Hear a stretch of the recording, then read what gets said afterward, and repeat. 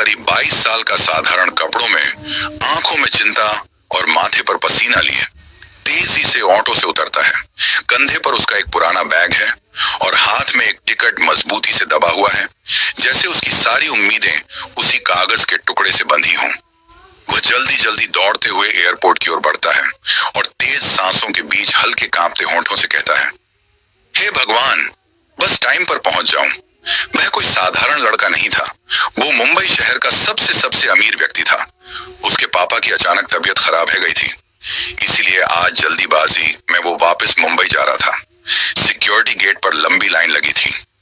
लोग अपने महंगे सूटकेस खींचते हुए बातों में मशगूल हैं। कहीं से परफ्यूम की खुशबू आती है, कहीं मोबाइल की रिंगटोन। वो लड़का उन सब के बीच अपनी जगह ढूंढने की कोशिश करता है। भीड़ में से धीरे धीरे आगे बढ़ता है। चेहरे पर घबराहट और उम्मीद दोनों साथ साथ दिखाई देती हैं। उसी वक्त जब वह गेट पार करने ही वाला होता है, तभी अचानक एक भारी शरीर वाला अमीर आदमी तेजी से मुड़ता है और उससे टकरा जाता है। टकराते ही उस अमीर आदमी की महंगी घड़ी की पट्टी खुल जाती है और उसका कॉफी कप गिरकर जमीन पर बिखर जाता है। वह झुंझलाकर तुरंत लड़के पर चिल्ला उठता है, अरे, देख के नहीं चल सकते तुम लोग? हर जगह घुस जाते हो जैसे ये कोई स्टेशन हो। भीड़ एक पल के लिए रुक जाती है। सबकी नजरें अब उस लड़के पर टिक जाती हैं। लड़का घबराकर अपने हाथ जोड़ता है, आवाज कांपती है, लेकिन लहजे में इज्जत और विनम्रता थी। वह धीरे से कहता है, सॉरी सर, मुझसे गलती हो गई, प्लीज जाने दीजिए, मुझे मुंबई पहुंचना बहुत जरूरी है।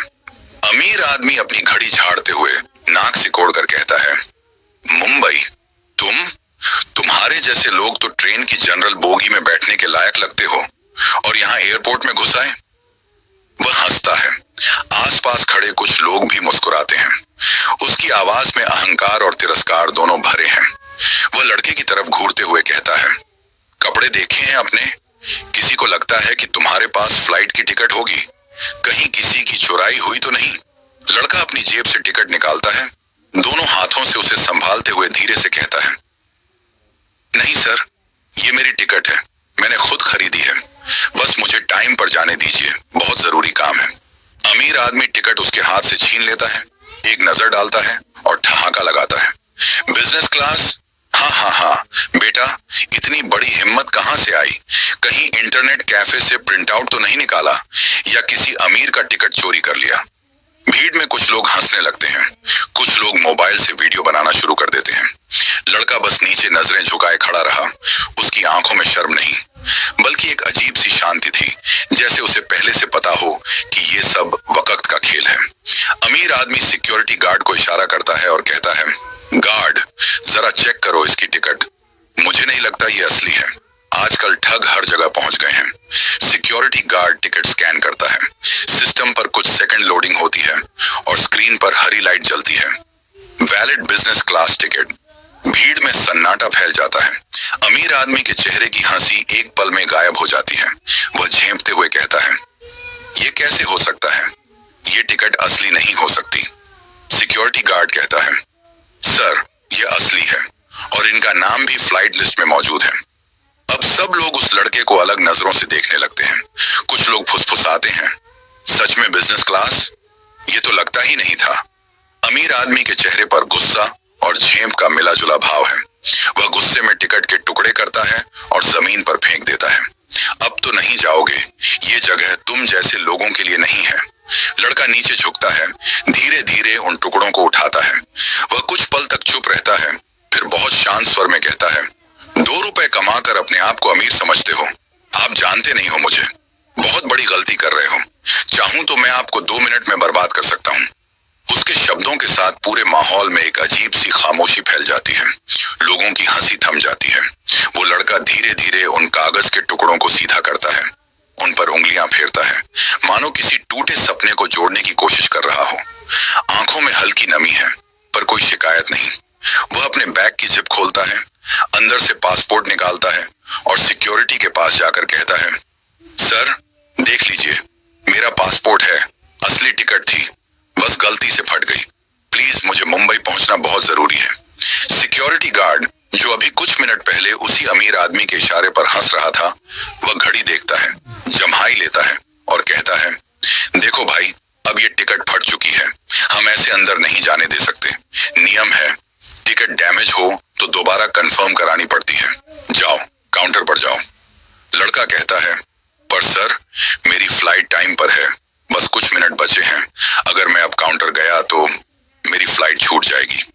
गार्ड कठोर लहजे में बोलता है, तो छूट जाने दो, हमारे पास वक्त नहीं है हर किसी की कहानी सुनने का। अमीर लोग भी लाइन में लगते हैं, तुम क्या खास हो? वो लड़का कुछ पल के लिए चुप रह जाता है। भीड़ उसके पास से निकलती जाती है। कुछ लोग उसे देखकर मुस्कुराते हैं, कुछ सिर हिलाते हुए आगे बढ़ जाते हैं। एयरपोर्ट के कांच की दीवारों से आती तेज रोशनी उसके चेहरे पर गिरती है और उस रोशनी के बीच उसका चेहरा किसी थके हुए पर दृढ़ इंसान का प्रतीक बन जाता है। वह धीरे से कहता है, सर अगर मैं कहूं कि ये मेरी जिंदगी का सबसे जरूरी सफर है तो क्या आप विश्वास करेंगे? गार्ड हंसते हुए कहता है, हर कोई यही कहता है भाई। किसी को शादी में जाना है, किसी को माँ से मिलना है, किसी को नौकरी का इंटरव्यू है, पर यहाँ नियम सबसे ऊपर है। उसी वक्त पास से वही अमीर आदमी निकलता है जो कुछ देर पहले उसका मजाक उड़ा रहा था। वह अब भी मुस्कुरा रहा है, अपने महंगे सूट का कॉलर ठीक करता है और कहता है, अभी भी यहीं खड़ा है। समझ नहीं आया कि ये जगह तेरे जैसे लोगों के लिए नहीं है। धमकी देना आम बात है, लेकिन उसे पूरा कर पाना तुम जैसों की औकात नहीं है। जाओ बेटा, कहीं और किस्मत आजमाओ। लड़का उसकी ओर देखता है, लेकिन जवाब नहीं देता। सिर्फ उसकी आंखों में एक ऐसी शांति है जो शायद उस आदमी के लिए सबसे बड़ा जवाब है। वह धीरे धीरे एयरलाइन काउंटर की ओर बढ़ता है, जहां एक युवती बैठी है, चेहरे पर मेकअप, पर लहजे में झुंझलाहट। वह कंप्यूटर स्क्रीन पर झुककर टाइप करती हुई कहती है, जी बोलिए, क्या प्रॉब्लम है? लड़का विनम्रता से जवाब देता है, मैम मेरी टिकट बिजनेस क्लास की थी, लेकिन गलती से फट गई। कृपया चेक कर लीजिए, मुझे आज ही मुंबई पहुंचना बहुत जरूरी है। वह उसकी ओर देखती भी नहीं, बस टाइप करते हुए कहती है, आपका नाम? लड़का कहता है, राघव। वह फिर पूछती है, पूरा नाम? राघव, राघव अरोड़ा। वह नाम सुनते ही भौहें सिकोड़ती है, कंप्यूटर स्क्रीन की तरफ देखती है और कहती है, यहाँ तो कोई राघव अरोड़ा नहीं दिख रहा, शायद आपने गलत फ्लाइट बुक की है। लड़का थोड़ा झुककर कहता है, नहीं मैम, यही फ्लाइट है, देखिए मेरे ईमेल में भी कंफर्मेशन है।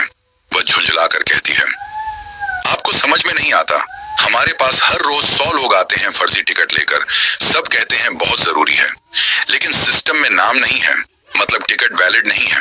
अब प्लीज दूसरों का टाइम बर्बाद मत कीजिए। वह हाथ के इशारे से उसे किनारे कर देती है। राघव कुछ पल तक वहीं खड़ा रहता है। चारों तरफ लोग हैं, किसी के हाथ में कॉफी, किसी के कानों में एयरपॉड्स, हर चेहरा व्यस्त, हर दिल निष्ठुर। वह धीरे से पीछे हटता है, अपनी जेब से टिकट के टुकड़े निकालता है, उन्हें फिर से जोड़ने की कोशिश करता है, पर इस बार टुकड़े जैसे उसकी उंगलियों से फिसलते जा रहे हों। उसकी आंखें लाल हो जाती हैं, पर वह खुद को संभाल लेता है। वह सिक्योरिटी की ओर देखता है और कहता है, सर अगर आप चाहें तो मैं आपको अपना कंफर्मेशन मेल दिखा सकता हूं, देख लीजिए, बस 1 मिनट।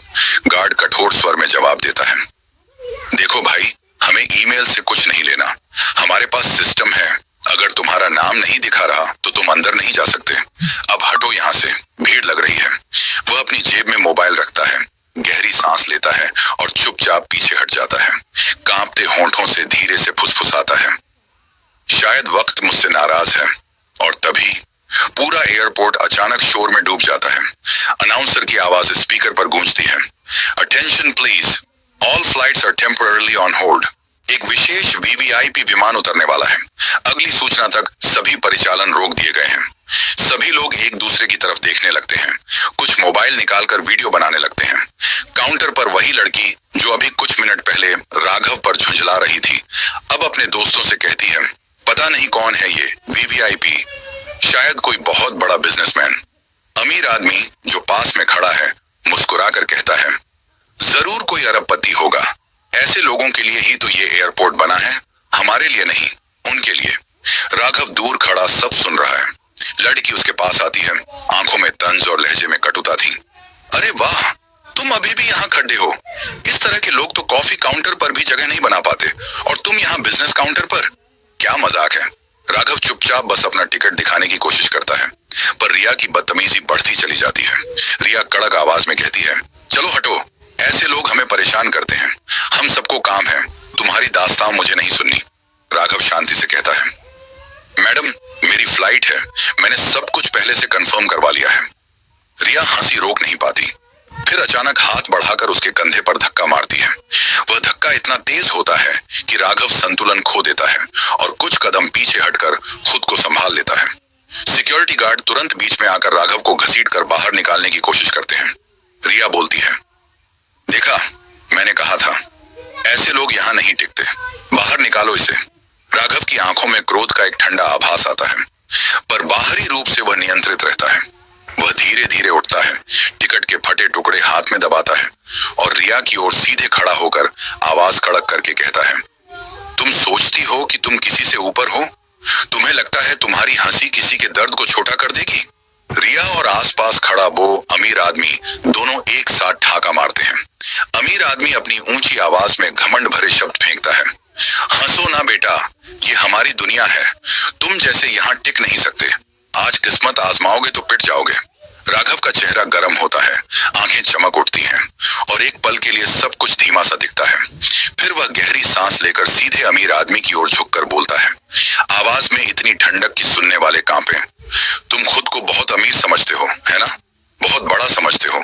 देखो, मैं तुम्हें याद दिला दूं, अमीरी सिर्फ पैसों से नहीं मिलती, और अगर तुमने मेरे ऊपर एक और कदम उठाया तो मैं अभी तुम्हें बर्बाद कर दूंगा, समझे?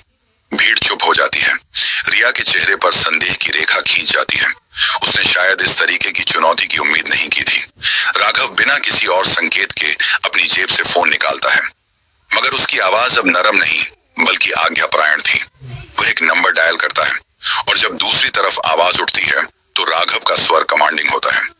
हेलो, तुरंत एयरपोर्ट कंट्रोल को बताओ, लैंडिंग और टैक्सी सर्विसेज को रोक दो, पूरी टर्मिनल पर सर्विसेज बंद कर दो, किसी को अंदर जाने आने की इजाजत मत देना। कुछ ही क्षणों में एयरपोर्ट में अचानक अलर्ट की आवाज गूंजती है, एसएमएस टोन की तरह तेज, और फिर अनाउंसमेंट का सख्त संदेश, ध्यान दें, सभी जमीनी परिचालन निलंबित हैं। सुरक्षा प्रोटोकॉल के कारण सभी बोर्डिंग, उतरना, ईंधन भरना और टैक्सी सेवाएं अस्थायी रूप से रोक दी गई हैं।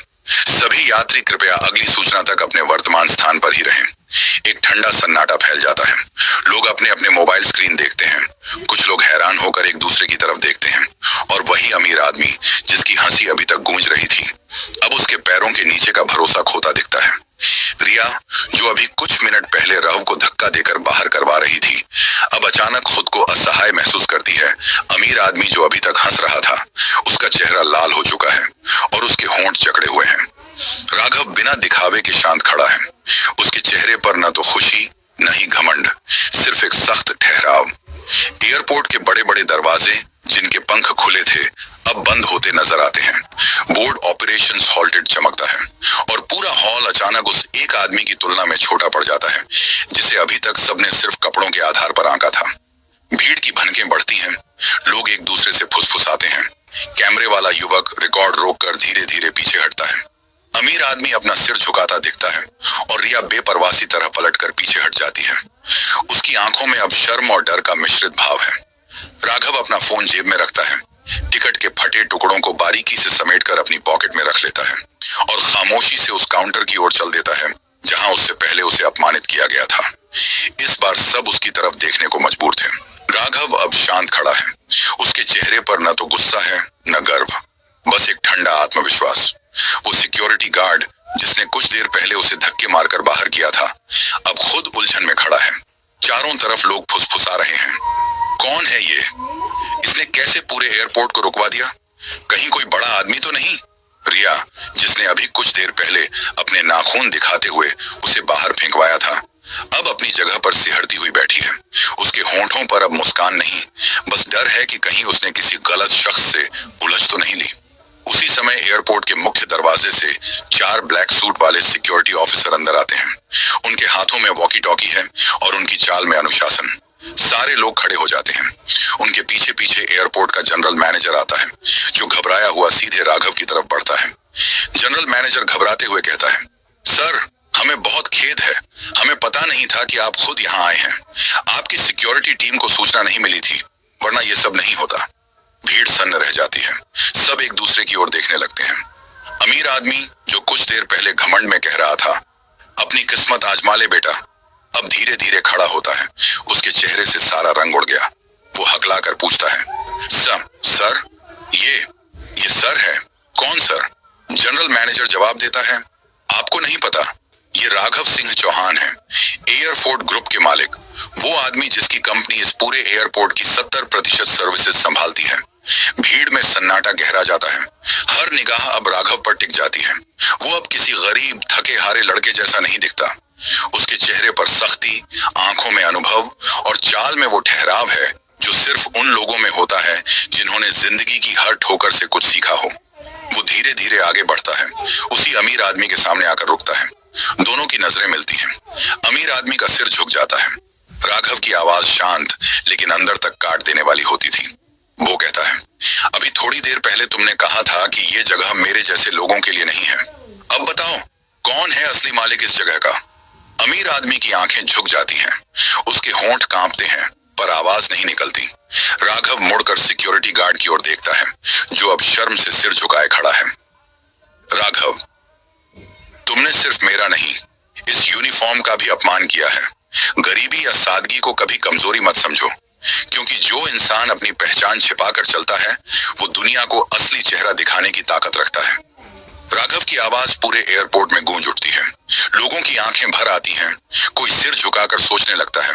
वो अब रिया की तरफ मुड़ता है। वो अब भी चुप है, आंखों में पछतावा और चेहरे पर डर।